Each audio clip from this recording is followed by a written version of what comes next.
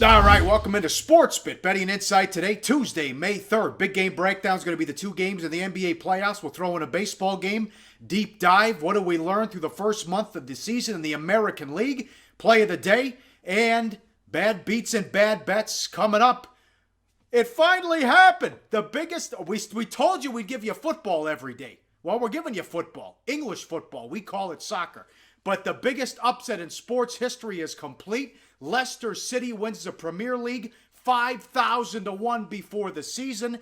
They were in last place on April 17th of last year. They had to rally to win 8 of their last 10 matches to avoid being relegated. They finished in 14th place. Their first title, top flight title, in 132 years. Their previous best finish was second place in 1928-1929 season. And this is the best part. You want to compare this to other things that are 5,000-1, either here or in London, or in England, rather. Cal State Bakersfield to win the March Madness college basketball tournament. They were 5,000-1, lost in the first round. Will the Loch Ness Monster be proven to exist? Will Kim Kardashian be president in 2020? Will Christmas be the warmest day of the year? Will Elvis be found alive? All that, also 5,000-1. Leicester City does the impossible, Teddy. Yeah, but obviously it's not impossible because they did it. And of course, as you mentioned, the previous best finish was second in the 1928-1929 season. But it's also a sad moment, Pauly. It really is. Yeah. Because what happens when books are forced to pay out 5,000-1 or even 2,000? Look at these tweets. Here's Jeff Sherman from the Westgate Superbook. We had a $5 ticket at 2,000-1, a $10 ticket and a $5 ticket at 1,000-1. Those are significant pay. Now, they didn't get beaten up, $20 total that they had to pay out on at 1,000-1 or higher. But you know what? They're going to feel that. They're going to get called upstairs to answer questions about that. William Hill said 3 bettors at their Nevada Sportsbook successfully backed Leicester City when they were 2,500-1. Of course, I would imagine those were smaller wagers as well. But what this means, Pauline, it's a sad day. It means we're not going to see 5,000-1s anymore. And we should really give them a sportsman moment of silence because, boy, if you had a ticket, if you had 2,500-1, if you had 2,000-1, you're feeling pretty good. If you had 1,000-1, you're really good. But the William Hill spokesman basically saying we're not going to offer more than 1,000-1 anymore. Ladbrokes basically saying that the days of 5,000-1 are over. We're never going to be so generous with odds for an underdog. So, Pauly, it's that time. Let's take that sportsman moment of silence. This may be the last 5,000-1 dog that we ever see cash in a major sports book. Yep, no question about that. There was a 20-year-old girl who let it ride. She bet $3 to win $14,600. The other thing, too, Teddy, in England, you can work out an agreement that you can play Let's Make a Deal over there and work out some type of a deal with your ticket. While some of the books over there got hammered, and I think, 11, 12, $13 million loss, they saved a ton of money by some bettors saying, all right, make me an offer so I can get out of this. Yeah, and of course, we love the concept of hedging. When the book is offering you a hedge, yep. It's telling you that they don't like their position very much. And of course they didn't like their position. It was a bad position with a live team that cashed at 5,000-1. But I want to talk to you about this, Paul, because this is the takeaway. Mm-hmm. We're saying the books are never going to offer these type of numbers again. And we saw the same thing when it came to the NFL and the Super Bowl, where, you weren't going to see live teams at 200-1 like the St. Louis Rams were when they won with the greatest show on turf, and that was the end of those type of lines in the NFL. But is this a situation where books should be offering even higher odds instead of less? Because folks are going to read about this Leicester City thing and be more willing to take chances on long shots. Yeah, I can see that side, but I agree. The first time we discussed this story, I agree with what you said. They made an egregious error. People are going to bet it if it's 500-1. And there was no need to put 5,000-1 up there, even though they were almost relegated and they came out of nowhere to do this. Yeah. And that's the truth of it. And that's why you're not going to see 5,000-1. I don't even know if you're going to see 1,000-1. Yep. Because anyone that's willing to make a bet at 5,000-1 is willing to make a bet at 500-1. And that little zero at the end makes a big difference for the books when they don't have to pay it out. All right, great story there. A lot of fun. That's why we love sports. To bad beats. How about the Atlanta Hawks? They cannot beat this team. 8 straight losses of the Cavs. They're up 1 with 4 minutes to play, and the Cavs get the money. Yeah, Cavs scored on every remaining possession, a 17-2 run after Atlanta had taken that 88-87 lead. And I think the fact that the Hawks got the lead hurt them over the last couple of minutes because they'd rally, they were 18 down in that game. They rallied back, and all of a sudden they exhaled. And as soon as they exhaled, that's when Cleveland came to play. And, of course, when you score on every possession over the last 4 minutes of the game, you're going to cover a lot of point spreads. But what about Kyle Korver? Oh. Let's call him the "you might as well put on your jacket because you're not actually here" award. If you look at this picture, Korver, really ugly. You have his numbers there, Paul? 36 minutes, 1 shot? How's that possible? 36 minutes, 0 for 1 from the field. Yeah. 0 assists, 0 steals. How does a prime scorer play that long without creating anything? That's a problem. When J.R. Smith eats you up, something very, very wrong. And J.R. Smith had a big day for the Cavs and hit a big 3 to put Cleveland back on top as they went on that huge run. But let's talk about LeBron. This is something that you and I were arguing about, and we were text messaging back and forth earlier, Pauly, last night. What are you talking to me, trash talking on LeBron? You're like, oh, he doesn't shoot jumpers? LeBron's as good or better than any player in the NBA. My response to you was Tom Brady throws incomplete passes. Oh, stop Give me your beef on LeBron. Oh, stop it. He's been awful the entire season shooting jumpers. The article yesterday on ESPN was Brian Windhorst. LeBron's jumper's broken, and it's a weakness being used against him. He refuses to take that shot. At one point earlier in the season, he was the worst guy in the league outside of the paint. I want LeBron to refuse to take that shot. That's fine. Take it to the hole and score that way. He did a pretty good job with that last night. Oh, no doubt. He's a great player, and if he decides to put his head down and go to the basket, there's nothing you can do. But he refuses. You saw what Morris did in the first round. He shot 20% from 3 in the first round against Detroit, and that was part of the game plan with Van Gundy, saying just back up off him and see if he'll take it. Yeah, and, Budenholzer's a pretty bright mind as well as Van Gundy is, but LeBron's smart enough not to take those jumpers. How about this for a bad beat? Well, I'm not so sure it's a bad beat. No, I think this is going to be a theme with the Reds. We can't say this anymore. They were plus $1.70. They put up a 6 spot in the 3rd inning, but the bullpen blows it again. 7 losses in the ERA of 6 and change. Yeah. The Reds bullpen comes into the 7th. They got a 3-run lead against San Fran. It goes like this: strikeout, single, double, single, home run, boom, 5 runs scored, and the Giants pen slams the door shut.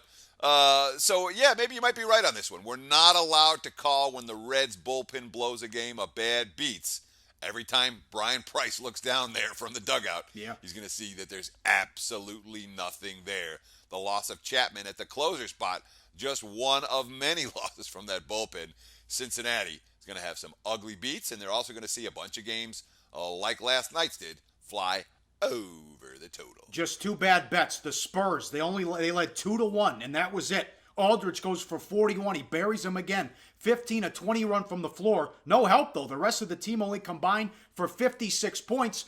Barkley said he's never seen it, and he played in the NBA. He's covered the league and been a player total for 30 years and working as an analyst. How do they not call that push-off on Waiters on the inbound? And why is Waiters in the game in that situation? He throws it up for grabs. They foul Aldridge shooting a 3. That's why that team blew 15 games when they had the lead going into the 4th quarter. All that being said, Oklahoma City got the money. Oklahoma City got the money on the money line. Oklahoma City won the game. They were plus 11 on the boards.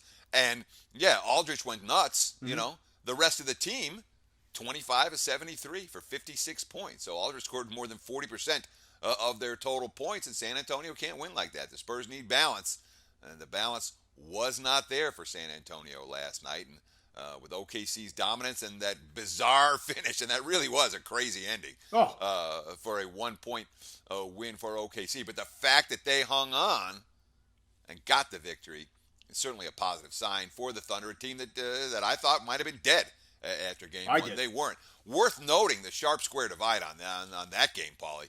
The square books, Bovada. I saw San Antonio close 8.5 at Bovada. Meanwhile, there were 7s at the books that cater to sharper action like Penny, Chris, and the Westgate here in Las Vegas. Magic Johnson called it the worst non-call in NBA playoff history. One more. Our play of the day, an easy winner. Cubs do it again, 6-0 off a loss. And sharp money came on the Pirates and Cole because they were looking at the revenge angle from what happened in the wild card game. Oh, it wasn't just sharp money. It was an avalanche of sharp money. They were bringing wheelbarrows of money into the sports book. I mean, that got bet up. That was minus 105 when we recorded it yesterday. It got bet up as high as $1.45. So a 40-cent move. All wise guy action. We talked about this.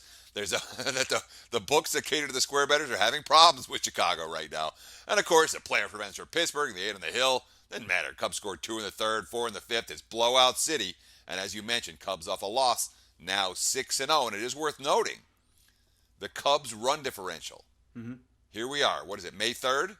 Yep. Their run differential is plus 83. That's higher than it was at the end of last season when they won 97 games. It was plus 81 last year. That tells you how scared the books are of the Chicago Cubs right now.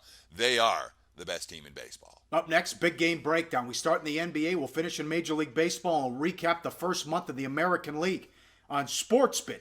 Betting insight today on SBRpicks.com.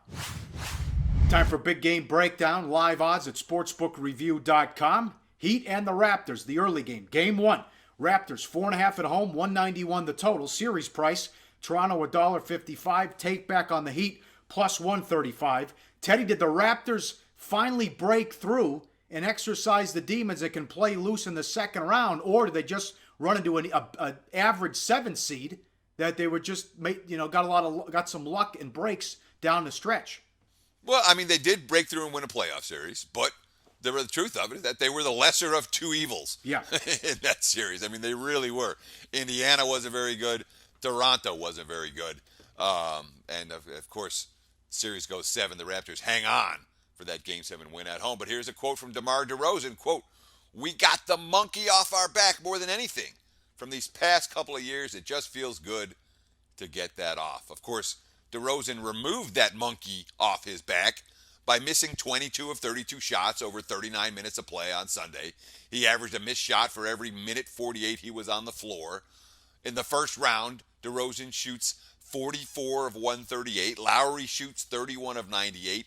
They win a series in which their two best players combined to shoot 31.8% from the floor, which I guess it's a positive sign. If you win a series and your two best players stink, you face someone weaker, you get a little confidence, but I wouldn't say that Toronto's clicking on all cylinders. Certainly not compared to Miami, who came out of their series much differently, Paul. And I will completely disagree with what Lowry said after Game 7, that we want DeRozan to empty the clip and shoot as many times as possible, and he's fine with that. There are other guys that can knock down shots, and Powell's been terrific. So I disagree with Lowry, and we've been killing those guys in that first series, especially Lowry with his issues in the playoffs, and that continues. So, yeah, you're right. The Heat, different. They won Game 6 on the road, and then they came back and dominated Charlotte in Game 7. How strange is this, though, where you got one star player talking about getting the monkey off the back, and then you got Wade, the veteran, who has those championships? Yeah, multiple championships on his fingers. It certainly matters. That being said, in theory, DeRozan might be able to run circles around Wade. We'll have to see what Miami's defensive game plan is going to be in this series, but certainly I don't know if they were able to match Indiana's game plan on the wings and on the perimeter because the Heat aren't quick enough. It's definitely worth noting here, the season series doesn't mean anything. Don't look at any of those meetings between the Heat and the Raptors and say, oh, this is going to tell me something about what happened in the playoffs. You know why? Well, Justice Winslow was the only Heat player to play in all 4 games. Dragic, Deng, Whiteside all missed the 3rd meeting. Dwayne missed the 4th. And Joe Johnson, who has been such a key part of Miami's rotation since they got him, the 4th game was the only meeting that Joe Johnson played for Miami. Meanwhile, Valanciunas missed the 2nd meeting for Toronto. Damari Carroll didn't play in any of the 4 games. And Norman Powell played only garbage time in the 1st meeting. So for all those regular season meetings, you know what I did with all of them, Paul? My box scores from all those, Paul? Yeah. I looked at them, I crumbled them up to a ball, and I chucked them in the trash. I don't think you're getting anything out of those regular season meetings in terms of projecting forward what we're likely to see over the course of the next 2 weeks in this series. The late game, Game 2. Blazers against the Warriors. Golden State at home. 10, 213.5 the total. Adjusted series price, Warriors minus 3,000. They needed Klay Thompson to be the man on offense in Game 1, and he delivered. He had 18 first-quarter points. He outscored Portland in the first quarter. And did Stotts kind of gamble with his rotation early on in that one? Well, I mean, the Blazers were put in such a major negative in terms of energy and preparation for Game 1. I mean, literally, they had no practice time. They were coming off a tough win against the Clips in Game 6 of that series, and forced to play an early start time on the weekend. And no prep time. It's not like they got a ton of prep time for Game 2 either. They'll be 4 days off before Game 3. But when it comes to this team being fully prepped and ready to go, I'm not convinced that we certainly didn't see a Game 1, as you mentioned, with Thompson outscored to Portland in the first quarter alone. But then you talked about the minutes. And I don't know if Stotts just made a bad gamble. On the one hand, yes, look at Lillard. He played close to 42 minutes. McCollum played over 40 minutes. Yeah. They both had terrible shooting games, a combined 13 of 43. And you wonder, did they need those minutes in a game that they were never in the hunt? You're right. They trailed by 20 after one. They were down by 20 in the fourth. Or was he the thing that stood out to me is that I think he might have been making sure that his guys kept their heads up and didn't say, all right, we're going to get wiped by Golden State. I will be fine the next game. He's like, we need to make this final score competitive. And he did that.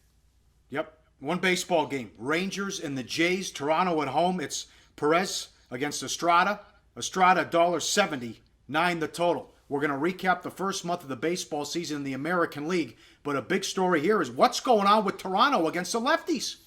And the answer is, because this is something that we talked about on the show last week as well, where the Blue Jays just struggling to hit the southpaws. And this is a team that last year, number 1 in baseball and slugging, number 1 in on-base percentage, number 2 in batting average against southpaws. And this year, they're sitting at 26 and 26 when it comes to average and on-base percentage. The slugging's a little bit higher, which also tells us that when they connect with a lefty, those hits can go places. But when you look at the key cogs, Josh Donaldson, he's better this year against lefties than he was last year. Jose Bautista, every bit as good this year against lefties as he was last year. Same thing with Edwin Encarnacion.